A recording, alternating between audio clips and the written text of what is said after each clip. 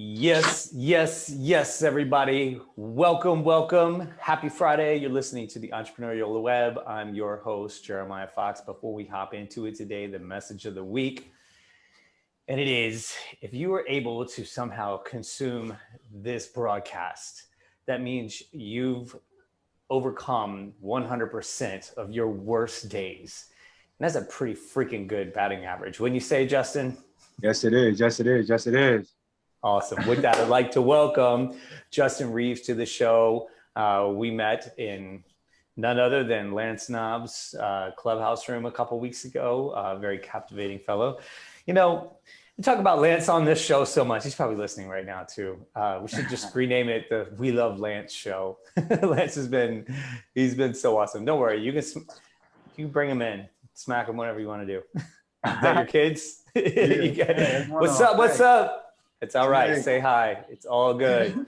You got to get used to this kind of stuff. You're coming up next. I got three as well. So none of this is shocking to me. I know the struggle. Definitely. How you doing today? Great. Everything's great, man. So speaking of struggle, I want you to take this first portion and just kind of like describe to everybody, similar to the way you did in Lance's room, like what your story was like from birth to whenever you want to stop or I cut you off. All right, I got you. Before I start there, I do want to spread light on the situation. It was brought to my attention. There was a 14-year-old kid on a close friend of mine's. One of his football players got killed, shot and killed. He was 14 years old, Amon. And I just want to give a light on that situation, that we do got to stop the violence. We need to stop it. There's no way 14-year-olds should be out here getting shot and killed. There's no way. And we have to find a way to stop the violence in the streets. I just want to spread light. Yeah, and that's a kind of a cornerstone of everything that you're trying to do with. We'll talk about your book and everything later, but yeah, there'll be plenty but about of time me, for that. Yeah. About me, hi everybody. I'm JD, the author. I came up. I grew up. I was born in foster care. I was a crack baby. They told me I wasn't gonna make it past 18. I had a lot of people actually told me that I wouldn't make it to see my 18th birthday, past my 18th birthday. I'm 28 now. I grew up in foster care. I went through it. Got adopted at 11. When I ended up getting adopted, I was in the streets hard already. I ended up getting incarcerated young at an early age.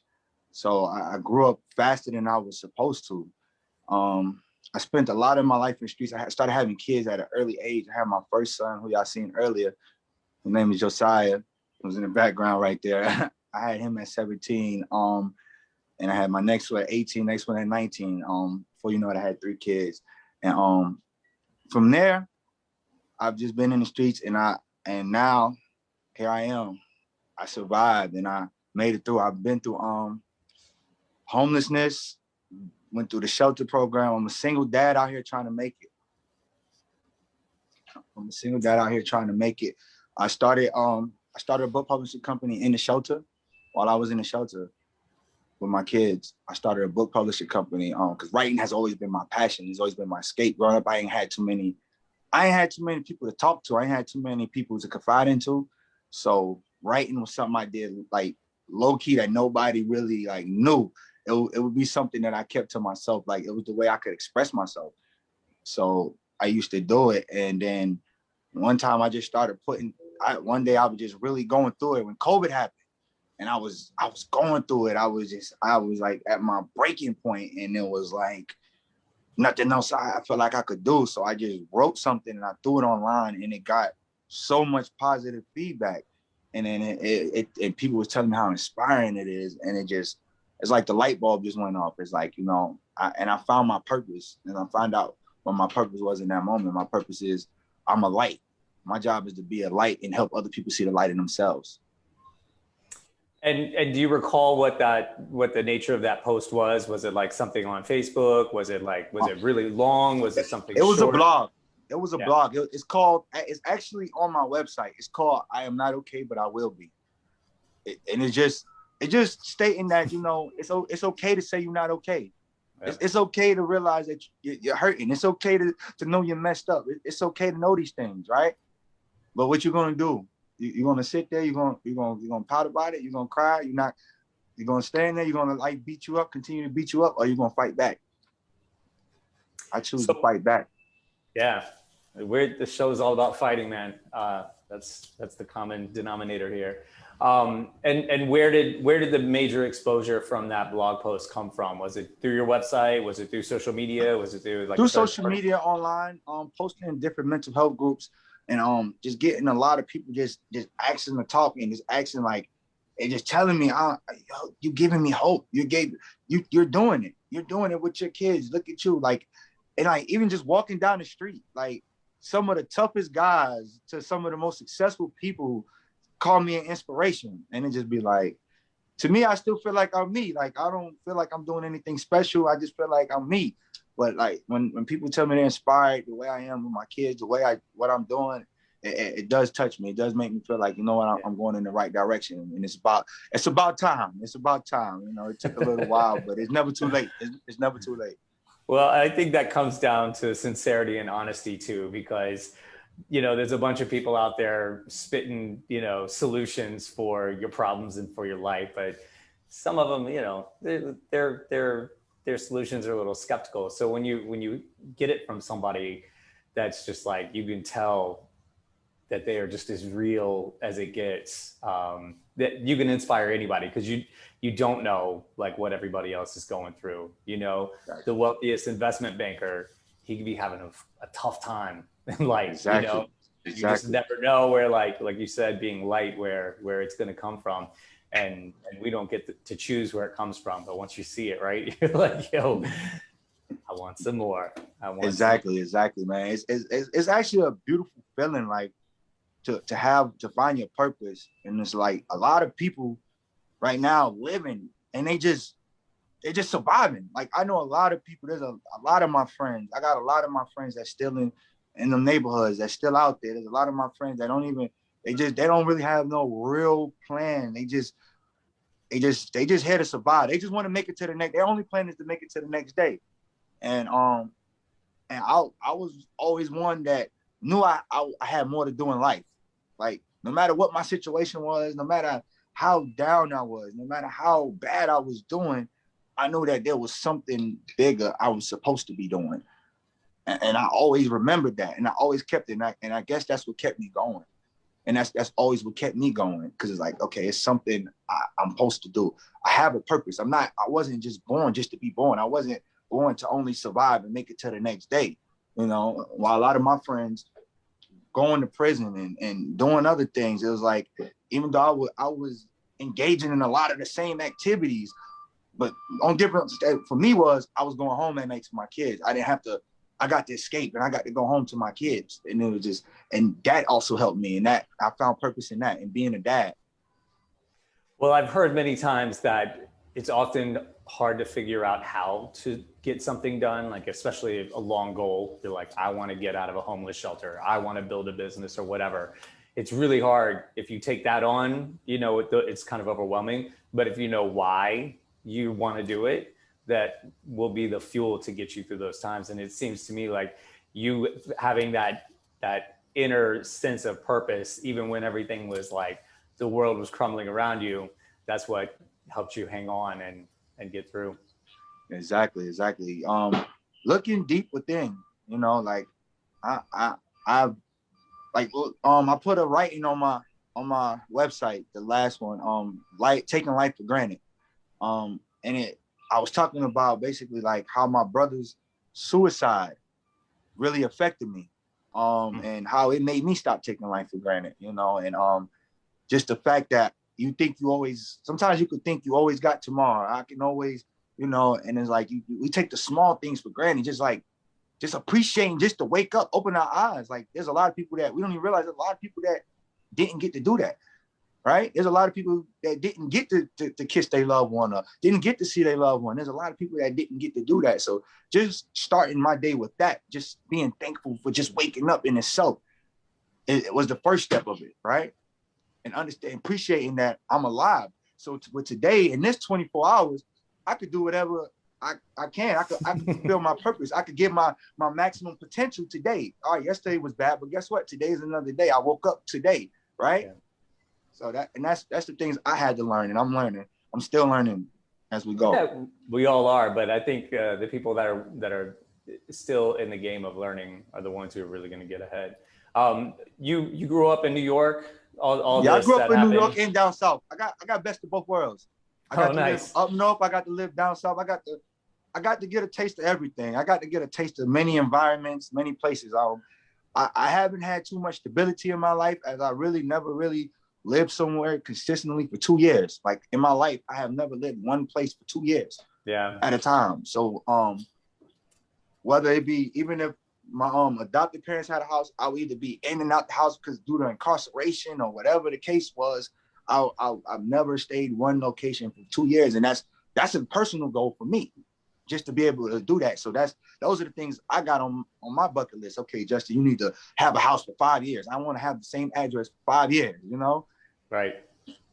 I know, man. I lived that way for a long time too. What part of the South were you in? I was in Columbia, South Carolina. Gotcha. All right. Yeah. I'm from Tennessee originally, and I lived in Virginia for a while as well. So I know. Wow. I know the South. I've been up here for 20 years, but the South is definitely a different world. It's a trip, man. It's a trip. And I like, it's funny. I appreciate certain things about the South more now that I've been gone for so long. Yeah. And things about the North start to annoy me. So I'm like, okay, neither is ideal at this point of my life in age of maturity. I'm like, all right. I just love to travel. Let's just travel. Let's just travel the world. That's what I need. I need to travel. Sometimes New York is too much. Sometimes the South is too much. Everything, just let me travel. I like to travel. Yeah. That's what I love. That's what I love. I enjoy that too. All right, we're going to take our first break. All right, you guys hang tight. We'll be back in just a minute. Welcome back, everybody. If you're just tuning again, happy Friday. You're listening to the Entrepreneurial Web. I'm your host, Jeremiah Fox. This week, we're keeping it local, staying right. Well, you in New York right now, Justin? You're muted right now. You got to unmute. Oh, I'm sorry about that. I'm in Queens. You're in Queens and Brooklyn in the house, the 718. Keeping it local, talking with Justin Reeves, also known as JD, the author. We'll get into a little bit more on that here shortly. What was I going to ask you? Well, actually, we just hop right into that. The question pertains to that. You mentioned earlier that like when COVID hit, that's when you really were like, all right, I need to get this like book thing happening. Yeah, definitely. A lot stemmed from that. Me, number one, wanting to show my kids something different, right? Show them that no matter what adversity you go through, if you work hard, you can persevere. No matter how hard life come at you, you can do it, right? It doesn't matter what life throws at you. You fight and you go for it. If you want it, you go after it, right? I haven't fully completed anything. The only last thing I could say I fully completed was getting my GED, right? That was the last thing. Even going to college, I kept good grades, but I didn't get all the way through. So me completing something was a personal goal. Then watching COVID happen is like, a 9-to-5 guy I've never really too much been. To anybody that does it, there's nothing wrong with it. I'm not knocking it. Not for me though. Not saying I'm not a good worker, but the idea of somebody paying me, I could work as hard as I want to work and I can't make no more money than what you say I can make. That idea never sat right with me. And then watching people get fired and then, now you got to depend and they have no other avenue. That had a lot to do with it. And another thing that had something to do with it is showing people from my community that come from the backgrounds I come from that you can do it. You might not be a good rapper. You might not be a good basketball player. You might not be a good football player or athlete. But guess what? You can use your brain and you could do something. You could still do it. You could still come from the bottom and you could still work your way and get to the top. So that's why this is so personal for me to become successful, because I want to show a lot of kids and a lot of people who's like me, a lot of people that you can do it. It's possible. This is very possible. You just gotta go for it. You gotta make that opportunity, and you gotta take that opportunity. You just reminded me what I was originally going to ask you. I saw in some of your social media you were in it looked like recording studios. Yes. Do you have some experience in the music industry as well? Yeah, I went to a school for audio engineering. Right. Yes. I used to rap too. You know, I was actually all right. I was all right at it. But you know, and that never worked out. It's okay, right? Some things don't work out. We make a plan, and it doesn't always go the way you want it to go. But that doesn't mean that you don't have a big purpose in life. That doesn't mean there's no big purpose for you, right? So I had to go within, dig within deep. It's still creative. It's still the same. It's almost the same thing. It's parallel. Except I'm not making a bunch of people dance. I'm just talking real raw, and I'm just giving really. It's the same thing. I'm telling you my story. But I used to love the music. Yeah, I asked that because I have a musical background myself. I've been a musician since I was a kid. Actually went to school for it. I was a freelancer, and I was talking to a guest a few weeks ago about this, how, you know, you often find people with like entrepreneurial leanings coming from the creative background. So whether they're musicians or chefs, like chefs end up opening restaurants and doing like really amazing things.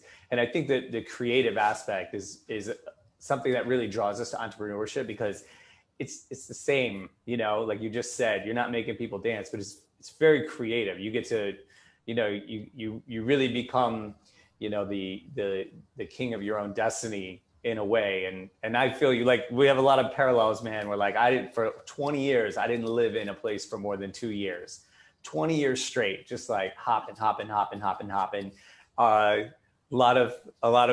lot of crime as well. And so you kind of got it coming from both sides. And I did too, you know, like the streets are hustling, you know, and you really have to learn to fend for yourself. You got all these, and not knocking college, but you got a lot of school kids that just don't know how to do that, you know. And exactly. Like one of my first gigs was selling dime bags, you know what I'm saying? And wow.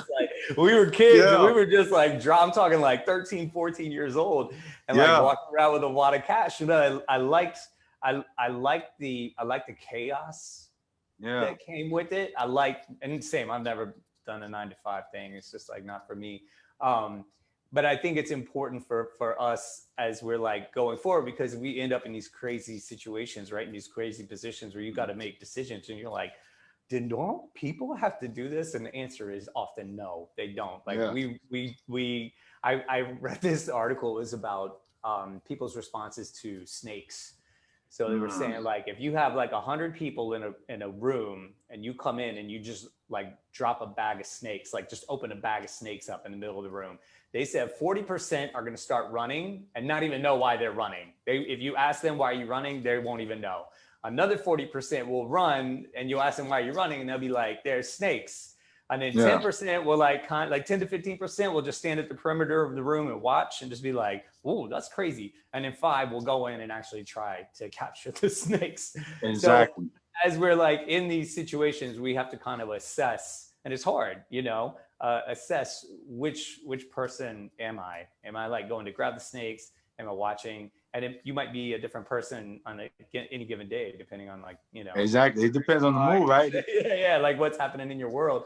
It's crazy, but I think you've got a lot going for you with the creative background.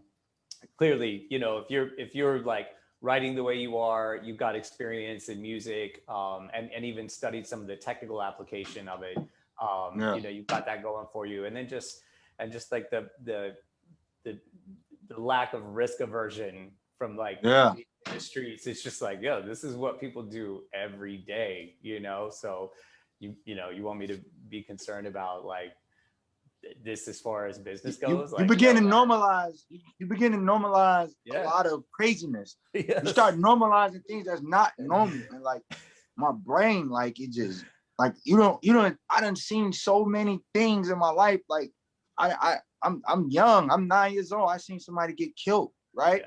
And that's not normal. But by the time the third person I seen get killed, it was like,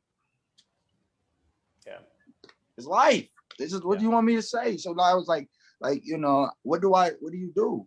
A lot of the things that happen in our communities, and that's why, you know, I don't want to get into too early, but the name of the book is Post-Traumatic Streets Disorder, because it's a lot of the stuff that traumatized me, I normalize. And you don't even realize you don't even realize you traumatized because you're just going through it. You're just going through it. You're just going through the daily motions every day. You going through this, you're going through that, you're going through this.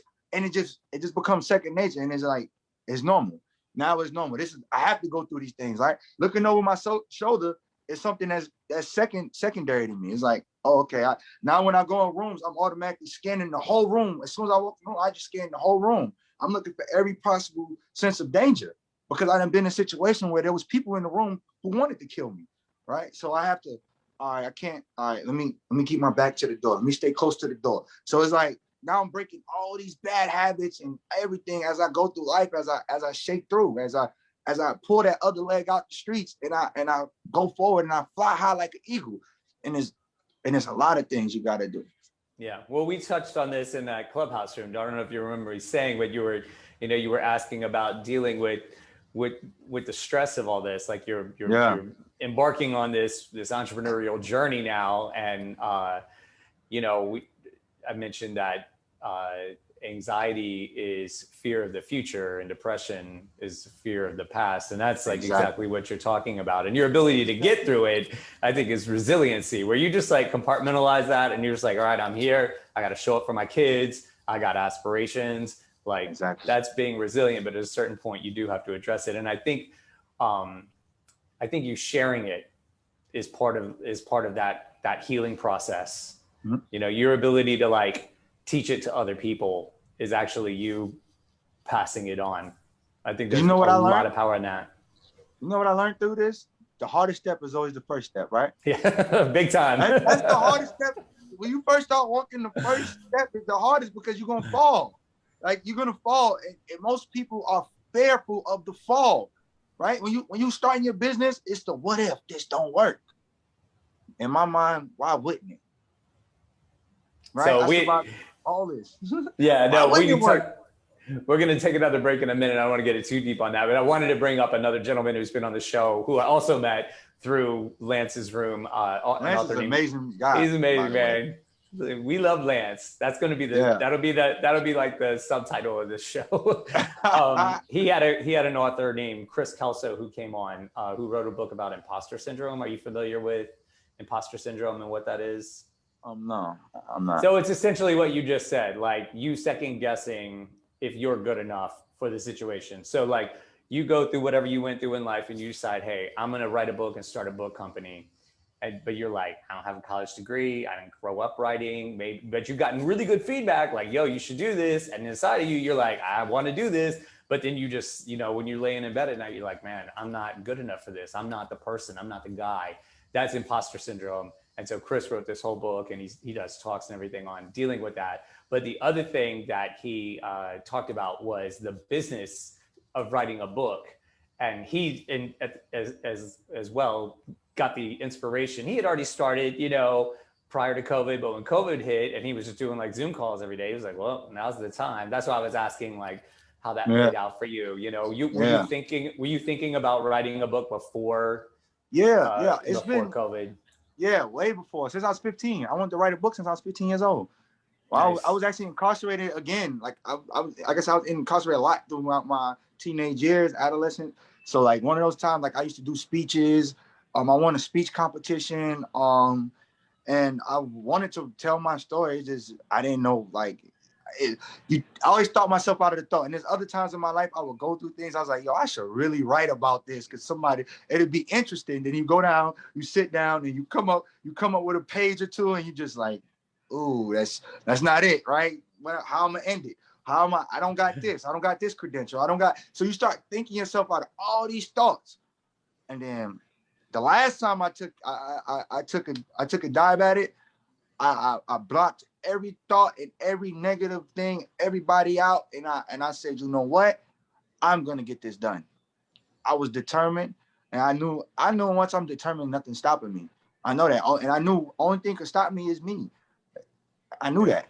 Yeah. And nobody could tell my story. Nobody can tell my story the way I'm gonna tell it. So it's like, go at it. What you gonna do? What are you gonna do? Like, if you do the same thing, you get the same results. That's the definition of insanity, right? Right. So what, I'm gonna keep being insane and thinking something's gonna change for me, or am I gonna go and change it myself? And I had to realize, yo, ain't nothing's gonna change until you change it. A book is not gonna get written until you sit down and you write it. You go through the process, and it's a process, but it's a journey. But I love every bit of it. Well, it's all about the journey, right? The end goal, that's less impressive than the journey. Exactly. All right, we're going to take our second break. We'll be back in just a few, everybody. Hang tight. Welcome back, everybody. If you're just tuning in, the Entrepreneurial Web, I'm your host, Jeremiah Fox. Today, we are keeping it local here in Brooklyn and Queens, the 718, talking with Justin Reeves, otherwise known as JD, the author. Man, it's got a great story of resilience, growing up hard in the streets, orphaned, moving around, not spending more than 2 years in a single residence his entire life, raising 3 kids as a single dad along the way. And somehow he squeaked out a book in the middle of all this. And I want to really focus on the book in this portion of the show, and learn more about what the purpose of the book is. And then you also are building, if I recall correctly from our Clubhouse discussion, a platform for other authors that have come up similar to you. So give us some background and insight into that.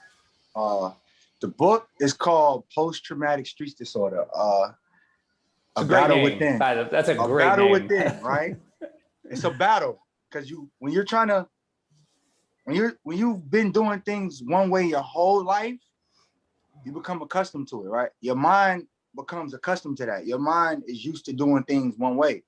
So now, as I try to shift my life into success and into doing better things, I'm trying to shake old bad habits. I'm gonna take you through my journey, and you're gonna see the mindset of me now and all the things I've been through. And it's a battle, because you got to get your other leg out the street. You got to shake bad habits. You got to let go of the old ways, the old way of thinking, the always being on defense, always being ready to do what you got to do, whatever it is, whatever that is, always ready for something bad to happen. Because especially when you're in the streets, you get used to things bad happening, right? I know you know about that.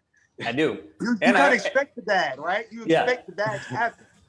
Well, it's funny because I've opened a couple restaurants, but I have another one and I'm sitting in it right now. And my recipe for success is expect that every day is going to suck.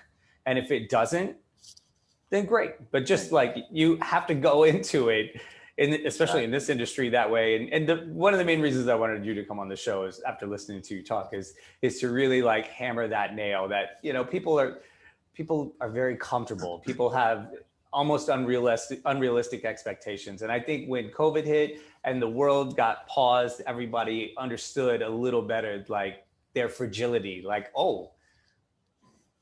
expandable, right? I'm not, I can be let go like this. Yeah, big time. This company, you think this company love you, but you're just another person they paying on their payroll. So yeah. So when it all went down for me, I was like, oh, this is just another day in the restaurant industry. Someone's always coming at us. If it ain't city or state, it's customers. It's just always pipes breaking, shit catching fire. It's whatever, man. It's just another day. Hearing you say these things it just really puts a smile on my face, because I think more people need to understand this, and I hope your book really serves as. It seems to me like you are hoping that the book serves as a reference, it's a story, but it's also a reference for people to understand. Here are some tactics for find hope. It's about finding hope, to understand, to look at me when they read this. What they're gonna say is, "Wow, he made it through. I didn't make no excuses. I never made one excuse for myself. I never felt sorry for myself. I just did what I always had to do. My mindset, what's next? Okay, well, this happened. What's next?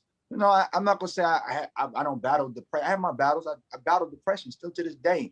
I have many battles that I'm fighting. That's what makes the book, because it's you're getting the raw emotions of it while I'm going through it. It's not something I didn't get through nothing yet. So for nobody, I didn't get through nothing yet. I'm currently still going through most of these things now. Like a lot of it, a lot of the trauma, I'm still letting it go. I'm just able to accept the fact that I never seen my mother's face a day in my life. I'm just able to rationalize that in my life. I'm just able to accept those things, right? And I'm able to accept the things I went wrong and the things I've done, and understanding, okay, you put yourself in certain positions, right? You can't blame yourself for things that happen then. You can't blame no one. Everything from this day forward is up to you and what you do. I can't make excuses and say, oh, I went through this, so this is why I'm doing this. No. Yeah, you went through that, but you made it through. You didn't die. You didn't die in that moment, right? I tried to commit suicide when I was in high school. I had a gun to my head. The gun didn't go off, right? I didn't die in that moment. So why make an excuse for anything in life? Why make an excuse if I wasn't supposed to be where I'm at? I wouldn't have made it here. I wouldn't have made it to this point. I wouldn't have made it this far. So why can't I go any further? But now I got to shake these demons. I'm shaking all these demons. I'm battling myself. I'm not battling nobody else. This is a battle me versus me. And that's what this book is about. Nice. You have some cover art already put together. Have you printed any books yet? Is the goal to print? Are you looking at more of a digital release? And are you? It's gonna be physical copies. It's gonna be it's probably gonna be digital first. It's gonna be physical copies, and it's gonna be an audio book. I'll probably go through one of my big bros. He owned a studio, was doing incredible. It's called V12 Studio. So if you're in Columbia, I just want to give him a shout out real quick at V12. Nice. Go check him out. It's 3007 Broad River Road. Please go check that out. And yeah, he's making a change too. So there's a lot of people in the community doing great things. And then in terms of getting the book like all together, because I have aspirations to write a book too. I have no idea where to start though. And I'm like, wait, how many pages? Like I'm good for like 10, 20 maybe, but you know what I'm saying? Like that's a lot of work. That's a lot of work. Are you self-publishing? I'm self-publishing. Okay. You're doing it all yourself. One of my biggest inspirations was Nipsey Hussle. And the way he took his route, the things he did, the way he said he'll rather take the stairs because you learn more. The journey, it makes the journey better because you get to do things your way. Yeah. So I took a lot of the things he did and I put it into what I'm doing, and I understand that like nobody's gonna be able to do. It's gonna care about something the way I care about it. That's mine, right? Regardless of what.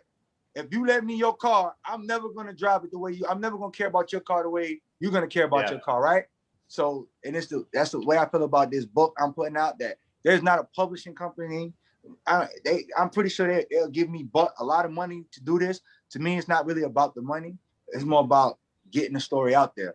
And ain't nobody's gonna do it the way I'm gonna do it. Nobody's gonna be able to market it the way I'm marketing. They might be able to put more money into it, but they're not going to be able to get as personal as I'm going to get with people to get it out there, to get this message across, because this message needs to be getting across to the people. And the platform that you were kind of describing on Clubhouse, that is also to serve as a framework for other people like yourself to get a book or whatever it is. I want to tell that people that want to tell their story. There's a lot of people with a story to tell that just. And they may not know they might not know the platform to go. So, and that's where I'm going to come in at. I'm going to definitely, it's kids out there that I know there's kids that want to write that might want to tell their story who's going through stuff, because my story is nowhere near the worst story. I'm just the one that's willing to tell it. So there's people out there that definitely want to do it. They just don't know how. And that's definitely where I'm going to come in at. Yeah. And probably some raw talent that just might not have the opportunity otherwise. Exactly. So do you envision this more for specifically writing? Or are you thinking of other forms of media as well, including definitely other forms of media? Yeah, definitely other forms of media. As we go along, I'm gonna learn more. I'm gonna gain more knowledge to things, and definitely my thing is to get into motivational speaking. That's one of the number one things that I'm gonna get into. That I'm gonna be doing soon. Going to colleges, going to schools, going to jails. Going to youth programs, foster homes, group homes, shelters, whatever, just to get out here and motivate the people and be an inspiration, be a light. And just out of curiosity, how did you connect with Lance? I connected through Lance through my editor. Okay, Matt. so you do have an editor at least. Yes, I do. That's what I'm saying. I I can write a bunch, but it's gonna be a mess. It's gonna be a hot mess. You have somebody I take stuff very serious. What I do, I'm a type of person. I'm either all in. If I'm not all in with something, then I'm not gonna waste my time with it. So I take everything I do really serious. So I'm all in with this. So I know I need to edit a proofread. Yeah. It's a lot of steps. There's a lot of process that scares people from writing books. Hell, I put a part in my book. I said, one of the things that kept me from even completing the book was having a happy ending. But then I had to realize my happy ending is I'm still alive.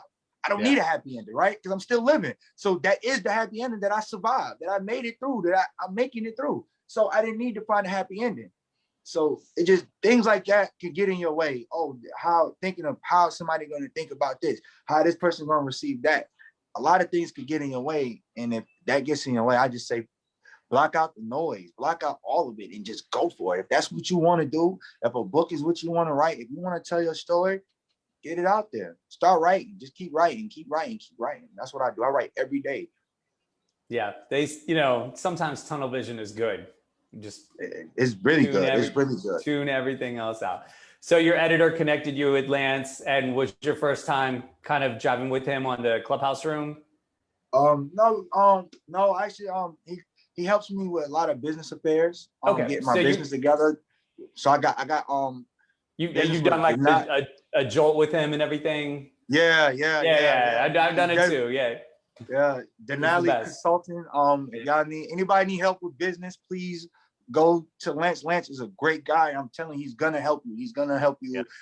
He's gonna help you. So definitely 100% agree. Yeah, I did the jolt, and I think I did 2 mastermind sessions. So it was like, I guess they're like one every 2 weeks for 12 weeks. So maybe I did like 12 of them total. Great stuff, man. Great stuff. Yeah, it is. It really is. It really is. Even when you're talking to this point. He got me to this point. He got the shirts made. He makes sure I'm on top of my business affairs. Yes. He always checking in. He's like, did you hit your goal? Where are we at? Like, oh, okay, I gotta get it together. All right, like, you be like, oops. Like, I'm trying. Yeah, exactly. I've seen grown men weep at his feet. No, I'm kidding. For real. All right, we're gonna take one more break and come back. I want to talk about your shirt. I want to talk about social media and give you a chance to really let everybody know where they can get in touch with you, learn more about you. So you all hang tight. We'll be right back. All right, everybody, last set. Let's make it our best. Welcoming to the show once again, Justin Reeves, AKA JD the author. Tell us about the shirt. Let's hear it. You've been dying to talk about this shirt the whole show. I'm definitely dying to tell y'all about this shirt. When I got on, they will be on sale soon. I don't know if y'all can see it. Can y'all see it? Yeah. The theme is spread the love. It says, if you're reading this, someone loves you. And it got, of course, the book, PTSD. And the theme of the shirt was basically dedicated to my brother. Like I said, who killed himself February 10th.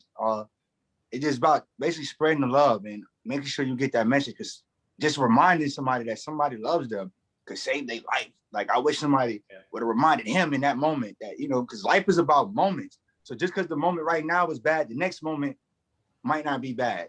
The next moment could be your breakthrough moment. So, and I wish somebody would have reminded him. So that's what these shirts, and they will be on sale on the website soon. Going up soon within the next 24 to 48 hours. It will be on the website. Nice. And what's the website? Please support. And I'm definitely going to partner with a suicide prevention group and mental health groups, and some of the proceeds will go to them. Nice. What's the website? The website is www.jdtheauthor.com. And then, so across pretty much most social media too, on Facebook and Instagram, you're just Justin Reeves. I'm sorry, Facebook and LinkedIn, you're Justin Reeves. Twitter and Instagram, it's JD the Author. The website's jdtheauthor.com. Correct? Yeah, and my author page is Justin the Author. They didn't let me do the JD, so it's Justin the Author. Okay.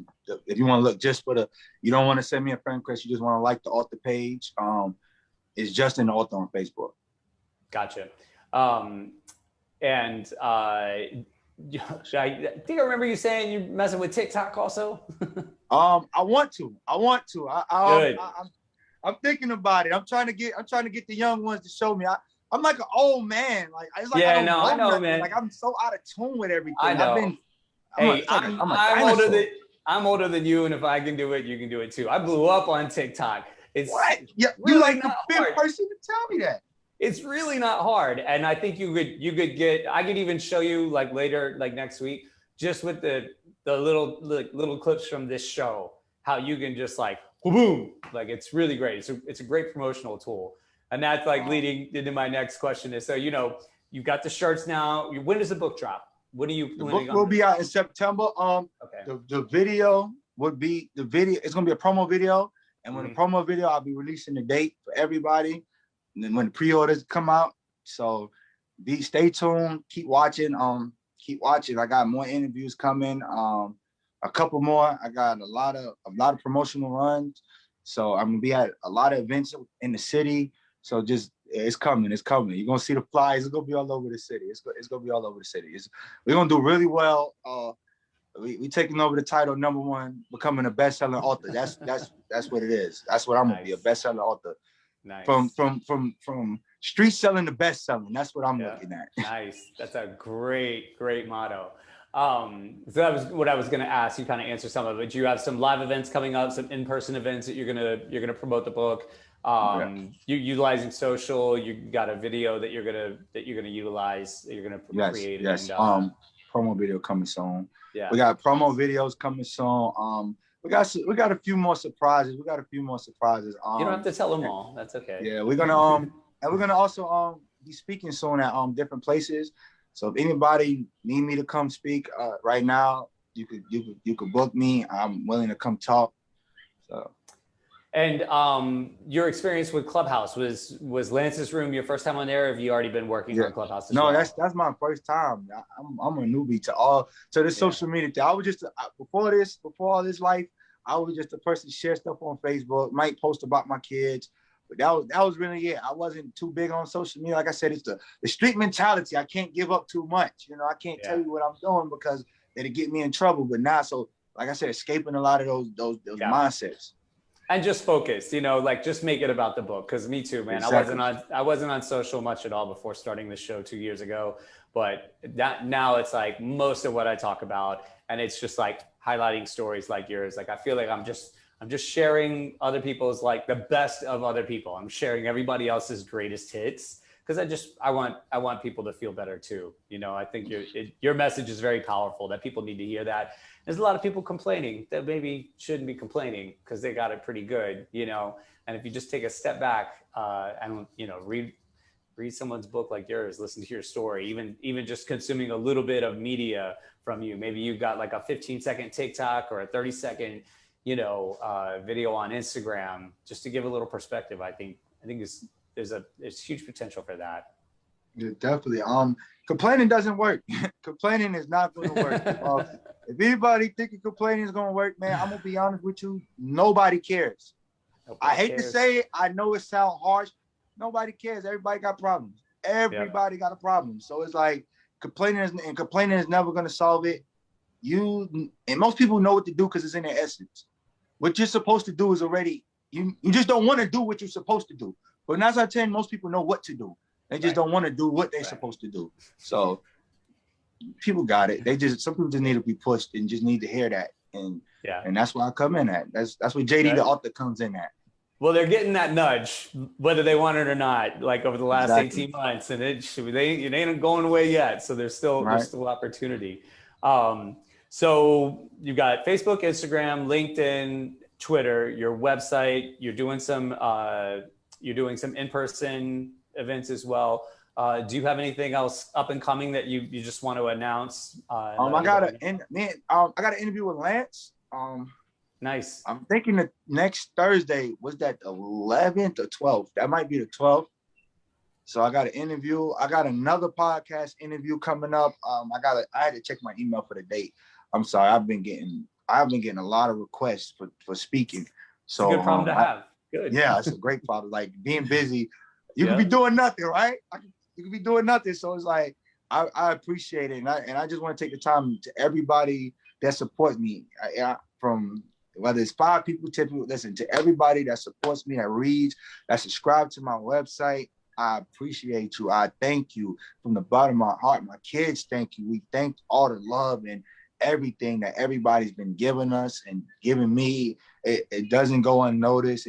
The shares, the likes, even the people that don't like it, but they DM me because they don't want nobody to know they liked it. It's okay. I thank you too. I thank you too, and I appreciate you too. Nice.